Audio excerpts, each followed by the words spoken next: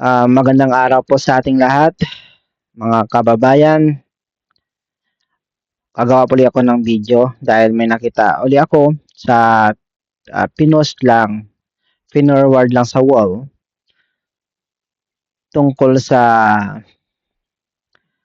sa sinabi ng isang pari tungkol sa anting-anting.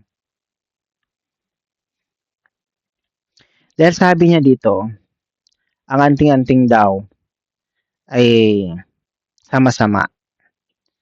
Kaya yung sabi niya sa post niya, para sa lahat ng may taglay o kakaibang kapangyarihan, basahin natin ang salita ng Diyos. Ito yung pinost niya. Ayan. Pero hindi ko alam kung anong Biblia yung ginamit niya, kung King James ba or Catholic Bible. Kaya nilagay niya dito yung verse ng Biblia na Ezekiel 13 verse 20-23. Kaya't ganito ang sinabi ng Panginoon Diyos, ako'y laban sa inyong mga anting-anting na ginagamit ninyo upang manghuli ng mga tao na parang mga ibon. Yan sabi niya. Tanggalin ko ang mga ito sa inyong mga braso, at palalayain ko ang mga taong inyong nahuli. Papalayain ko sila na gaya ng mga ibon. Ayon.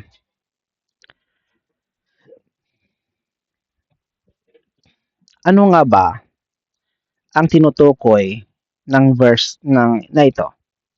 Kasi yung Biblia na pinasa niya, may kanya-kanyang salin ang Biblia. Basahin natin sa ibang salin. Ito.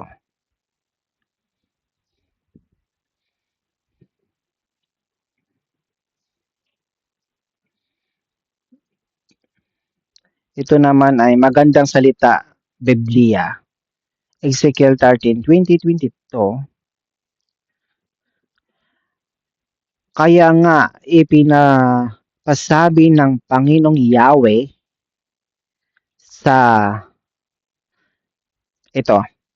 Kaya nga pinapasabi ng Panginoong Yahweh na susuklam ako sa mga pulseras. Ang pulseras hindi anting-anting. Pulseras ninyo ng may salamangka, may kapangyarihan, may magic, para mabihag ang kalooban ng mga tao.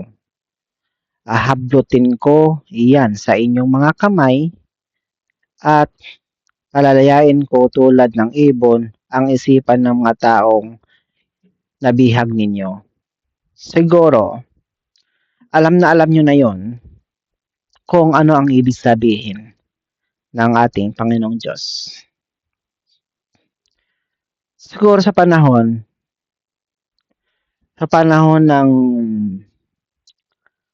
ng itong Ezekiel, mayroon siguro talagang gumagamit ang mga tao na gayuma sa pamagitan ng konseras. Kapag ginayuma mo yung tao at may taglay sumpa ang iyong konseras sa gayuma, ay talagang mapapaibig yung mga taong nais mong paibigin. Hanggat suot-suot mo ang iyong konseras, ay hindi mawawala ang kanilang pagtingin sa iyo. Ibalik natin doon sa pinost ni ng isang pare.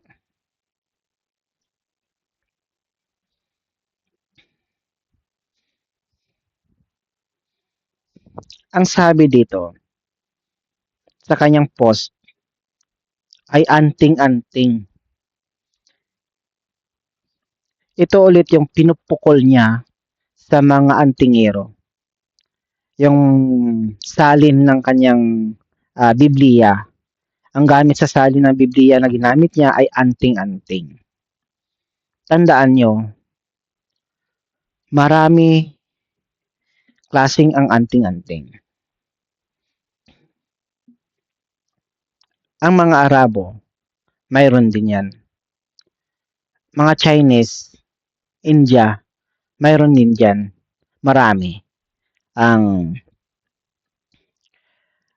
sa Chinese, ang sinasabi nilang mga paswerte. Marami yan dito sa kanila. May kulay red, ganon. Mga pampaswerte, tapos yung parang may coins, may butas sa gitna. Tapos may tali na kulay pula. Anting-anting pa rin tawag diyan.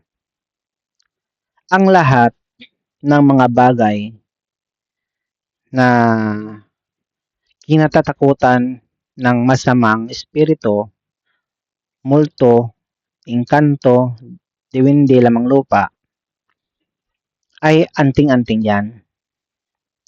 Katulad nito, ito, Saint Benedict. Ito ay sagrado sa simbahan. Dahil binili ko rin ito sa simbahan sa kanilang souvenir shop. Ito ay natatakot ang mga masamang espiritu, laman lupa, engkanto, multo, diwindi. Kaya sinusuot ko ito. Ibig sabihin ito, anting-anting pa rin ito tawag. Anting-anting pa rin ito. Pero sa kabutihan nito. Ito, rosary. Binili ko rin ito sa Catholic souvenir shop nila.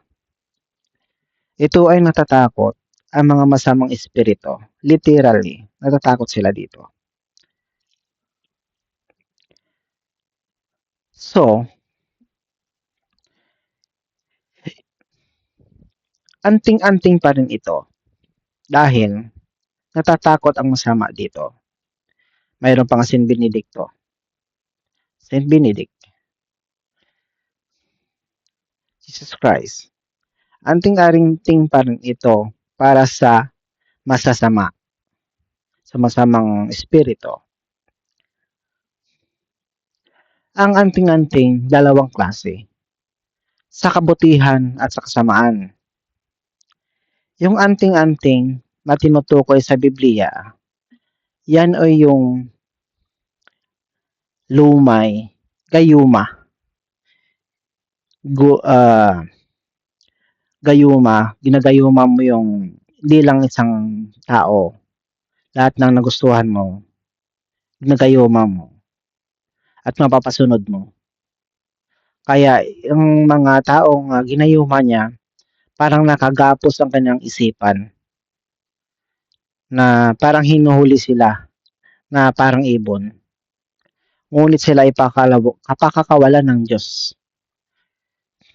Dahil yan sa pag-ibig ng Diyos sa kanila.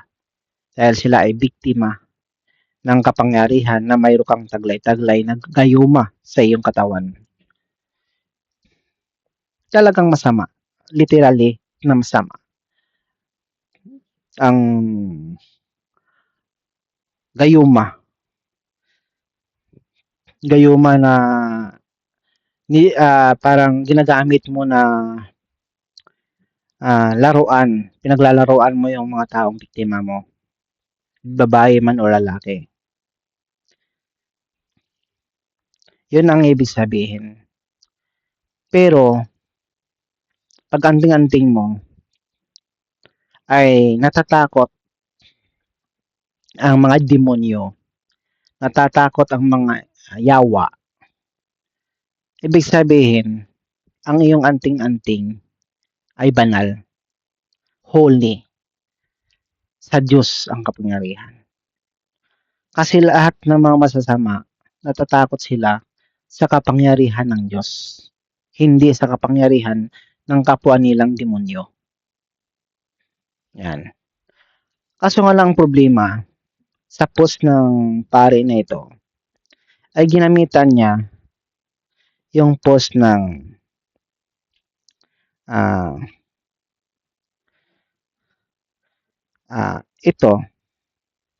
itong ginamit niya, Infinito di Diyos. Infinito di Diyos. Yan, Infinito di Diyos. May mga basag. May mga basag yan. Yan.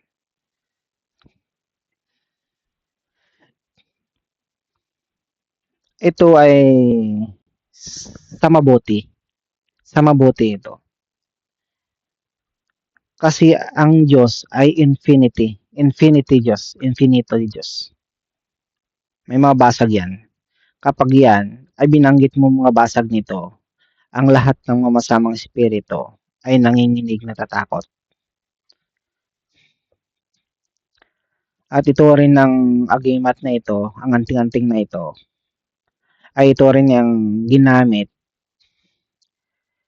ni Kapitan Edesit para pag binaril siya, hindi puputok yung baril sa kanya.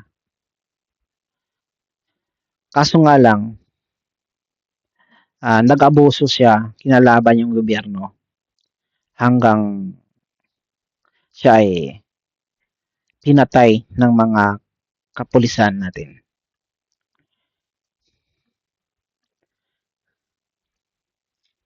Kaya, yung interpretasyon ng pare na nag-post sa ganitong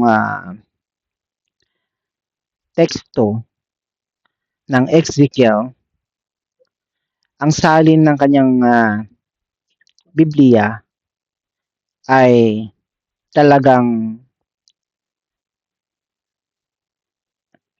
para sa mga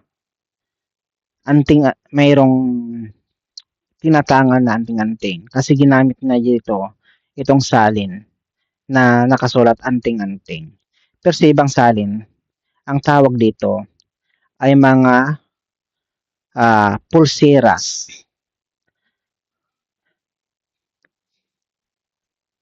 Ay dito sa ano ko. Tingnan natin sa Messenger. Yan.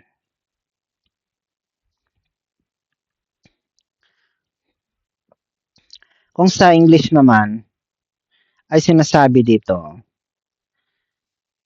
I will tear them from your arms, sabi niya. I will set free the people that you ensnare like birds, sabi niya. Yan ay yung ano yon, yung basahin natin yung tungkol sa yung paano sila ginamit yung anting-anting sa words. Ito, tingnan natin sa ito. I am against your magic charms. Magic charms. Yon, magic charms. Dito naman sa kabila ay ginamit dito. Nasusuklam ako sa mga pulseras. Inyong may salamangka. Pulseras naman. Ayan. Tapos, ang ginamit naman ni Father ay salitang literally na anting-anting. Porket na anting-anting yung nakasulat sa salin ng kanyang Biblia, hindi naman talagang ay pinupukol nun ang lahat ng anting-anting. Kasi tingnan mo naman kasi,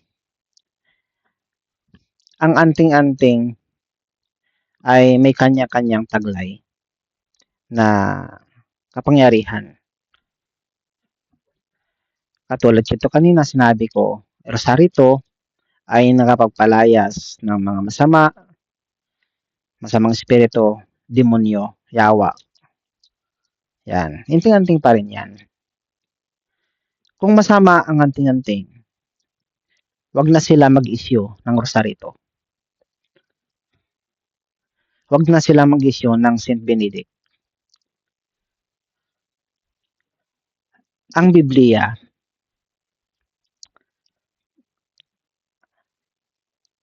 ay isang pinakamalakas na anting-anting. Pinakamalakas. Dahil yan ay salita ng Diyos na kumpleto.